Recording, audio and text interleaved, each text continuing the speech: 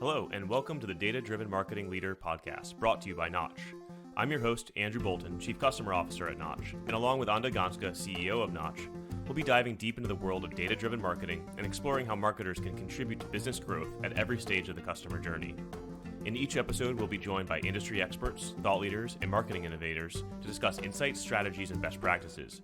So don't forget to hit that subscribe button to stay up to date with the latest episodes. To learn more about Notch, you can visit notch.com. That's KNOTCH.com. Now, let's get started with today's episode. Welcome to another great episode of the Data-Driven CMO podcast. I'm joined here today by JJ, who is a really incredible CMO who's worked in both the cybersecurity space as well as the analytics space, and also has advised a ton of companies as part of her role at Andreessen, as well as the consulting agency Play Bigger, which was all about category creation. So I'm super excited to talk to her today. I know she's going to have a lot of wisdom for everyone listening, whether you're an entrepreneur or a content leader or a CMO. So JJ, welcome to the podcast. Thank you very much for having me. Of course. I'd love to start with a bit of a personal background. I find that most people's journey into becoming a marketer is not because they decided to become a marketer. Some people do. Maybe you're one of them, but I'm curious, how did you end up becoming a marketer?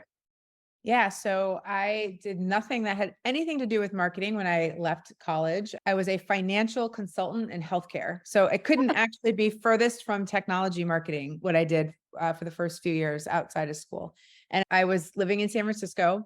I live in New York now, but I spent a couple decades in the Bay Area, and everyone around me was jumping on the .com bandwagon. It was in the late 90s, and I felt like I was missing out on something. So I jumped in.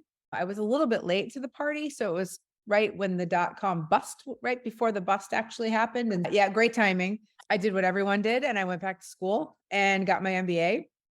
And then that was when I made my pivot into technology and in marketing. So I was in the Bay Area. So when you went from financial consultant to initially into kind of the .com, what was that move? What job did you take?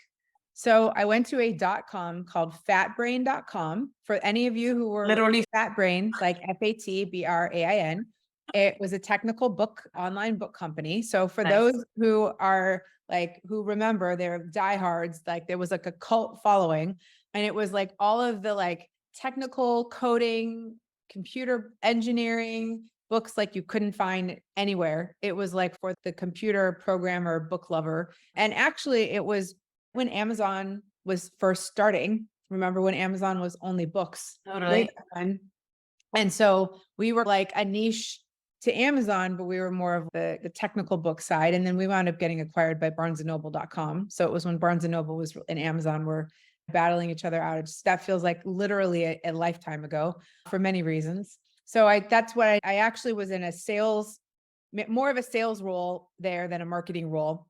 And that FatBrain was trying to get into the education market. And so they wanted to go and find people who could forge partnerships with technical universities, technical vocational schools. And so I was actually a pretty good salesperson. And so I had basically most of the United States, and I signed on a bunch of technical university systems, and I was pretty good at it. And then Barnes and Noble bought them. And it's funny because they offered me a job to move to New York then, and I didn't take it, but here I am now. So there's a time and a place for timing is everything, I guess. Life is interesting. Yes, it is. Quick question, by the way, to the side. Do you think that as a marketer, you benefited from being in sales for a period of time? Oh, absolutely. Absolutely. That was very different than enterprise software sales that I'm in now, or marketing. But I think carrying a quota and understanding the pressure that every person that does carry a quota has and takes on, I think is really important. I think it obviously gives you a sense of the sales process and understanding pain, obviously all those things too, being able to communicate a value proposition, to tease out pain, to be solution oriented, not just showing features, but solving problems. All of those are things that as marketers, we need to do in our positioning and our messaging. But I think actually doing that for a living and being able to take a customer all the way through a journey and a cycle is super beneficial for any marketer. And again, I always say every job in the company, every function in the company is the hardest for a different reason. And sales is obviously the most difficult because they have a lot of pressure on them and they carry a quota. And so I think having that and understanding it allows you to spend a day walking in the other person's shoes, so to speak. I think it's really beneficial. Totally. Yeah. That ship has probably sailed for me now in my career. You don't want to go back into sales? Yeah. I'm very aligned with sales, so I do feel like I'm in sales. Yeah, that's true, for sure. I think marketers and salespeople in enterprise software literally have to be tied at the hip. But going back, so how did you, so you get your MBA and what do you do next? I got an internship at Veritas Software Mm. in product marketing. And it was right around the time when Sarbanes-Oxley was just becoming a thing. So Enron, for those who remember back then, like corporate governance, Enron, WorldCom, Sarbanes-Oxley was just like becoming a regulation. HIPAA for healthcare was like, so all of a sudden this onslaught of regulatory compliance, new regulations around what you do with information and data and how you store data and how you secure data and data privacy, just like literally was like, it was overnight.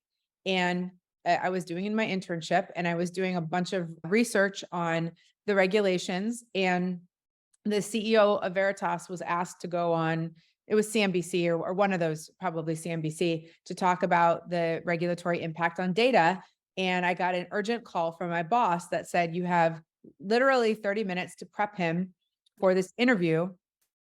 I didn't know anything. Not that I didn't know anything. I didn't know anything about prepping a CEO for an interview, but Why I knew did they pick the intern? Yeah, I knew a lot more than clearly I realized I did on regulatory compliance. And I knew more about it than like 99.9% of the people in the company, because they asked me. Anyway, I did a great job apparently, because he told my boss to hire me after that, which was great. So I got my first job in product marketing at Veritas. And then we were acquired by Symantec. And that was my first foray into cyber.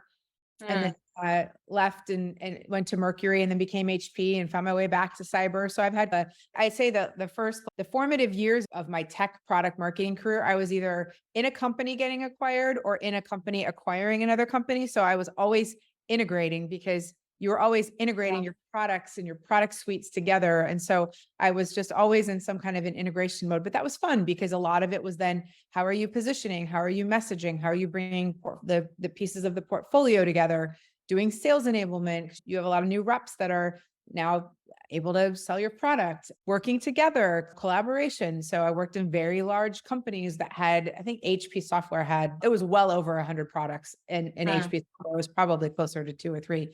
And so that was the internal marketing aspect was as important as the external marketing, because it was almost like, I called it the product beauty pageant. Is like you had to sell to the salespeople. Like, why should they focus on your product or your suite of products if they have literally 100 or 200 products in their bag?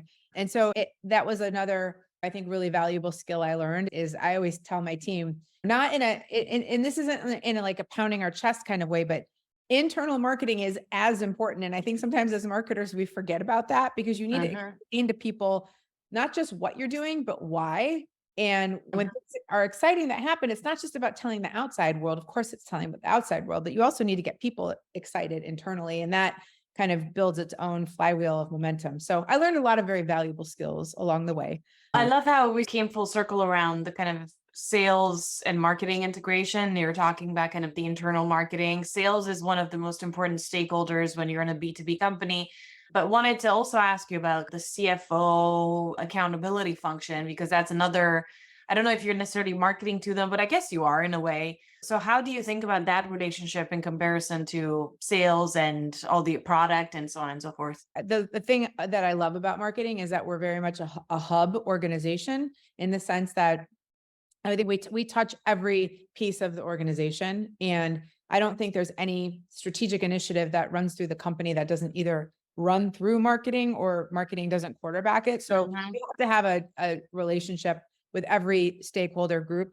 I'd say with finance, obviously it's about driving pipeline, and it's not just about managing to a budget, but it's about showing the return on your investment and the yield and pipeline and being data driven and being able to show marketing's impact on the business. And I think that's a great segue probably into I'm sure that the spirit of this podcast, being that it's called the data driven CMO, Yeah. we have to show our value, right? And marketing, I always talk about the evolution of the CMO role, and that when the CMO role first was introduced as a C-suite role, a lot of the CMOs that were in those seats came from more brand communications types of roles, because that is what CMOs were at that time, were largely brand. And then Marketo happened, right? And was it the early 2010s? Yep. Probably. Yep.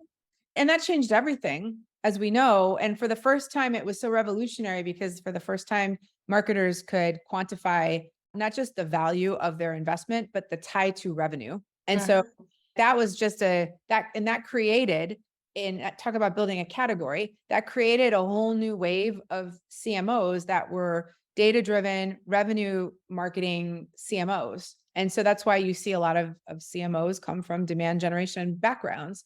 And then I think something happened in the maybe 10 years later or so, right? Over the last maybe 5 years, 7 years, where you started to see more CMOs come from product marketing backgrounds. And I have done a lot of work with category design, because people ask me, what's like a good profile of a category designer? And look, smart people come from everywhere. So I'm not saying anything. I did come from a product marketing background, but smart marketers come from all different backgrounds. But I think what happened is, as companies became, especially enterprise software companies, their portfolios became more complex. There were more products. It wasn't about a single product message anymore. It was about building a vision and having a story and a narrative that allowed, and an ecosystem that helped drive something through that in the market that was the culmination of multiple products and services. One, it's more complex. So having a product marketing background, you think through, product marketers just wake up thinking go to market and positioning and messaging and pricing and packaging and how to bring it all together. And architectures are our best friend. And all of those things I think helped a lot. And category design too, because I think category design helps provide that container for that bigger story. So I think a lot of, and being close to the product and close to the customer. So I think there's a lot of reasons why you see a lot of product marketers that are CMOs now. I don't know where it's going. I don't know. AI could change the whole thing. Maybe we're all out of a job. I'm so curious to talk about that in a second, but first wanted to ask you about going back to the relationship with the CFO and the idea of data, right? I think we often talk about how we have to show ROI, but what I've seen a lot across our customers and the conversations we're having is there's a bigger and bigger emphasis placed on money saved. And I think that's probably also where AI starts to really come in, and where CFOs are even asking more questions as to how are we employing AI, if at all. So I'm curious how much of kind of the cred that a CMO has with the CFO is based on, hey, I've used actually less money than I said I was going to use, versus, hey, I've generated all this pipeline for you. Our CFO talks about the best and most efficient use of resources. And look, I'm putting words in his mouth, but I don't think he would tell me you have to save money at all costs. I think what he would say is, if he was sitting right here with me, is you have to use the investments wisely. You have to show me what we're getting for it, and you have to show me what we did get for it. But he's not a CFO. He always says the CFO is the CFO, and he's the opposite of that. He actually is very yes when it comes to investing in the business for growth, but it has to be done the right way and in an effective and efficient way. So it's really about how do you utilize that investment. And we talk about it as you have to treat it like it's your own money. And in startups, that is true in every company. Sometimes companies get larger. Sometimes it's easier to say, oh, 15,000, 20,000, it's okay. And we do not operate that way. Actually, probably, I hope no organizations operate that way, but it happens sometimes. But we are absolutely of the mindset of treat it like it's your own money. And I've always been that way. I've spent a lot of time in startups, so I just always have that mentality around me, is you have to be very you have to be very cautious and thoughtful and wise about where you spend it because you don't have an unlimited budget. You obviously have a lot of peers, and I'm sure you have friends who do what you do. How many of them, percentage-wise, do you think work with CFNOs versus CFOs? Oh, I don't know. It's such a good question. Because I just hear about a lot of CFNOs. That's Yeah, I mean, I've been really lucky in my time. Like I've worked with really great CFOs pretty much across the board. And so I haven't really worked with a CFNO in my career. I know they're out that's there. great. I haven't had, if I'm just looking at my own experience as a proxy, I'd say there's probably fewer CFNOs out there than there are than CF yeses, whatever that is, but they do exist. Mm.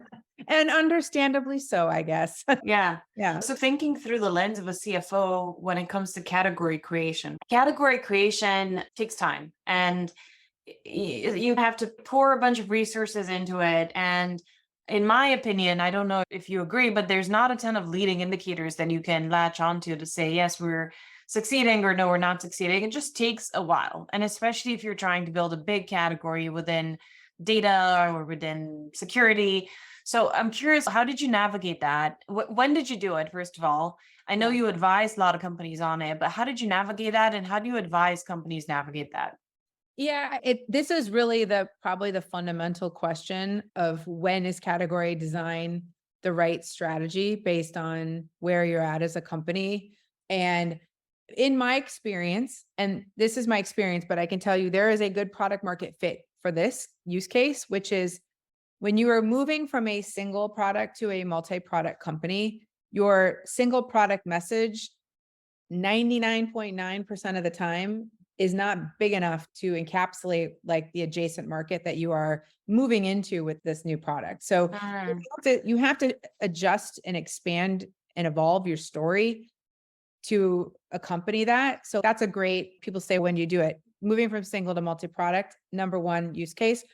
And the other piece of this, which actually does go straight back to the CFO, which is if you are looking to go public and you are writing Mm. this one. Now I know there's not as many companies doing that as there were Right. 3 to 5 years ago, But but maybe soon. there may be again soon. That's where most of my direct category design in being a sitting CMO, that's where a lot of my direct category design experience came from, was helping a company build that bigger story and justify the bigger TAM, total addressable market. That obviously that's one of the big things investors look at when you're going public is, does this company, and they're looking at a lot of metrics, but one of them is what's the market size, obviously. And so they want to see companies that have a lot of runway into a really big market. And so the category creation process, like one of the key things that comes out of it is your narrative. What is your story? And so you need that. You need that period, but anyone who's gone through writing an S1 understands exactly what I mean. You literally have your 50 closest banker and lawyer friends telling you what your story is. Writing an S1 as a group exercise. If you don't have that already, it's quite painful if you don't have that. Trying to sit there and figure out like what your story is tough. Category design actually helps get everyone aligned around the narrative. And that narrative, it's telling a bigger vision, right? You have to build into it and grow into it. And so it's a perfect use case for that. That's obviously ties straight into what a CFO would care about. If a company is really doing it because they have a product and they want to have a bigger message, then I think sometimes that category creation and branding get a little bit confused. And category creation for the sake of category creation is probably not the best strategy. I think what the better strategy is, you always have to have a point of view and a compelling narrative, period. So even forget about category design for a minute. Your narrative is the story that you're telling is the most important thing. And if that means that the story you're telling lends itself to a bigger category, then fantastic. But again, if it's category creation for the sake of category creation, then I think it's just putting another, Totally, yeah. acronym out into the market.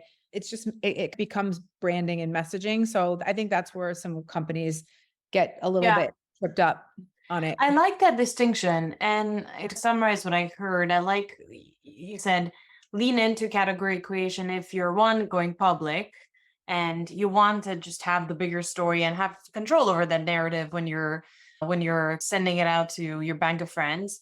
And second, if you're going from a one product company to a second or multiple product company, that's when maybe the category creation story is a bigger wave that or tide that lifts all the boats. Yep. I like that. I think it's a good framework to think about it versus just using it because you feel like there's not enough people interested in your product, Yep. And which is probably a different dangerous place. story. That's a dangerous place to be as the CMO, because if Right. this like thinks that a CMO is going to come in and build a category and it's like this Yeah. magic pill or silver bullet to like all of a sudden every problem is going to be solved and everyone is and the planet is going to know about the company and there's going to be demand coming inbound out and lines around the corner and all of that. That's a very dangerous place to be in because there's Totally. so much expectation being put on the CMO and the category. Whereas it's like, it is a growth strategy, and any company that's successfully built a category,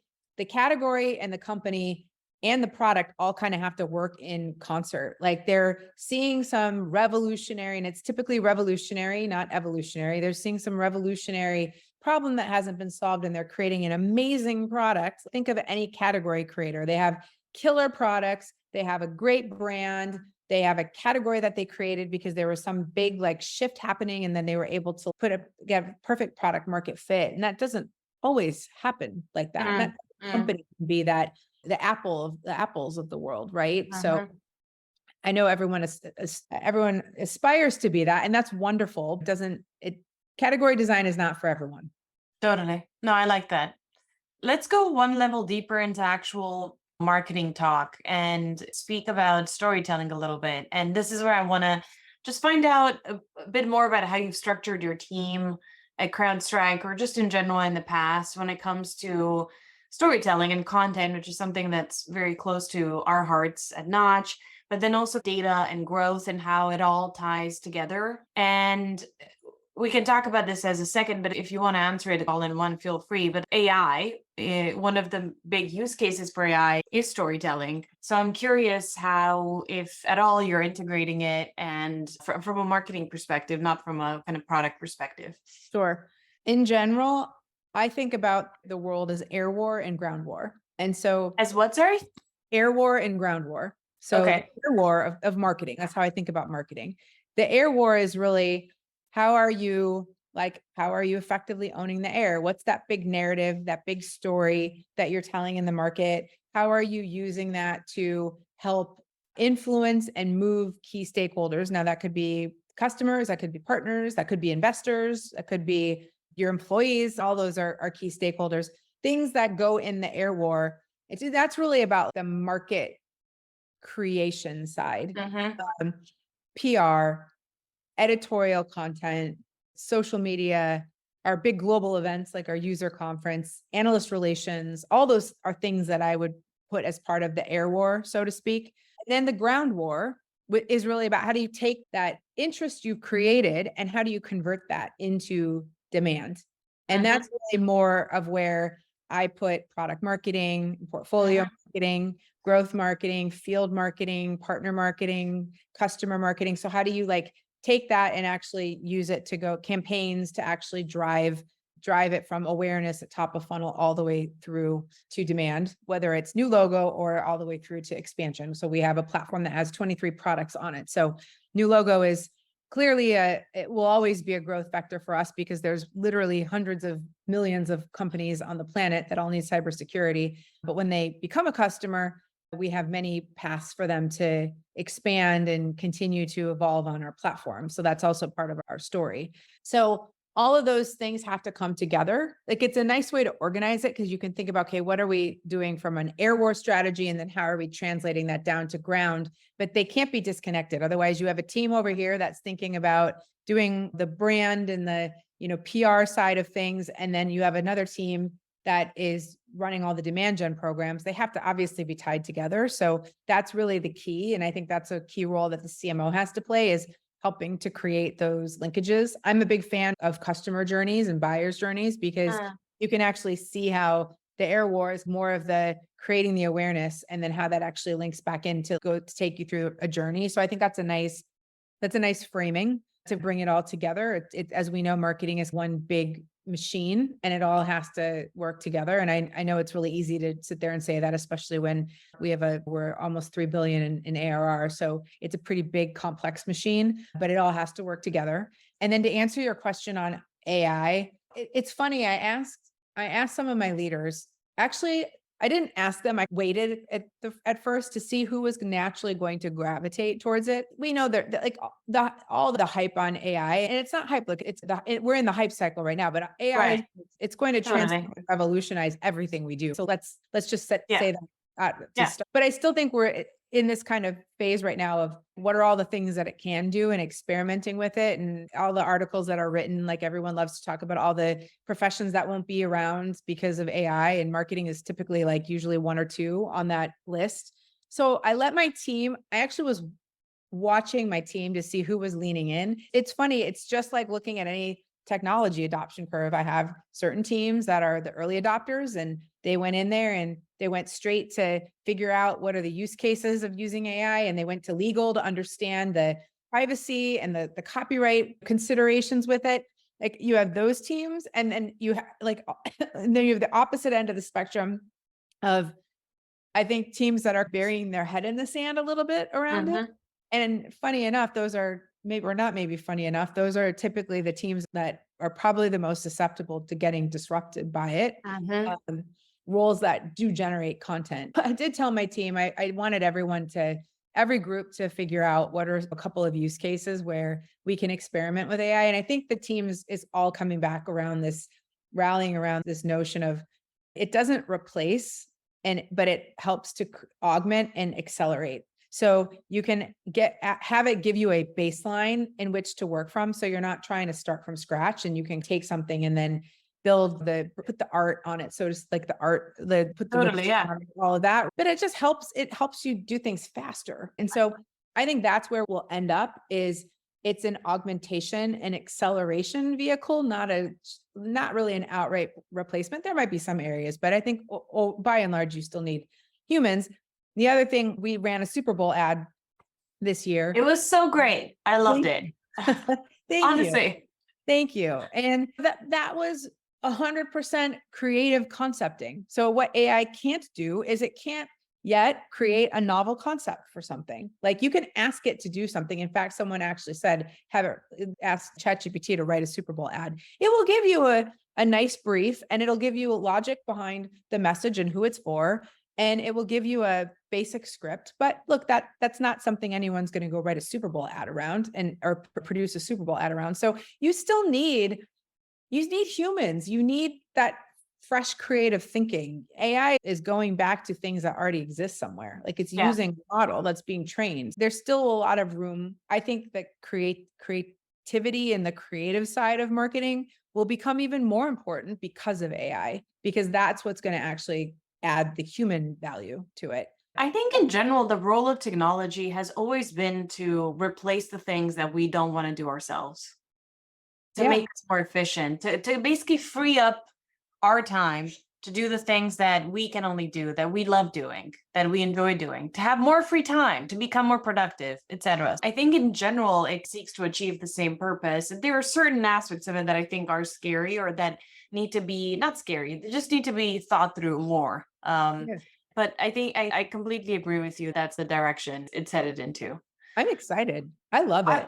I will ask it random things, and it can, I mean, it's pretty, ask it something, and then you're like, there's no way that it's going to give me anything useful. Yeah.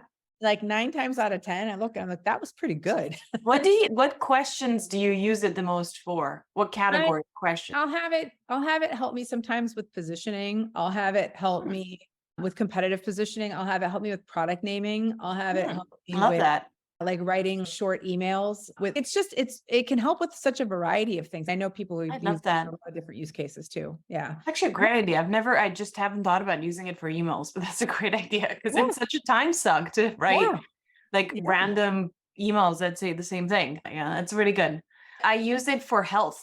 I use it to like research things like, what is the impact of heart rate variability on blah, blah, blah? And how can you increase the blah, blah? And it's great because it actually just goes through all the medical research and brings me the insights that I actually need, which is cool. which is great. Someone was telling me about, so now here's the cautionary tale. They call it AI hallucinations when the Oh AI yeah, totally. right Yeah. back with bad information. Yeah. Someone was telling me that a couple of lawyers put in, because that would be Oh a yeah. use case, right? As you could get cases and that prior precedent for helping to write a Yeah. brief. But the AI gave, like, the results it got back were actually false cases, and Yep. why they didn't check that is beyond me. Check their Yeah. work, but apparently they got in a lot of trouble for this. I haven't read They about did. it. Yeah. I read the Read about news. this? It was like 2 or 3 weeks ago. A lawyer actually lost, is losing his license because he used GPT and didn't fact check. And yeah, I actually asked it. I was like, tell me everything I need to know about the CEO of Notch. And it made me a Canadian person, like a Canadian entrepreneur with a background in PR. I was like, what? I've never even been to Canada. This is so bizarre. Like, how? I don't understand. And so I corrected it. I was like, please let it be known she's from Transylvania. So that for everyone else who asked that question, it is correct. See, so clearly it's not foolproof yet. So we have a No, ways to go. no.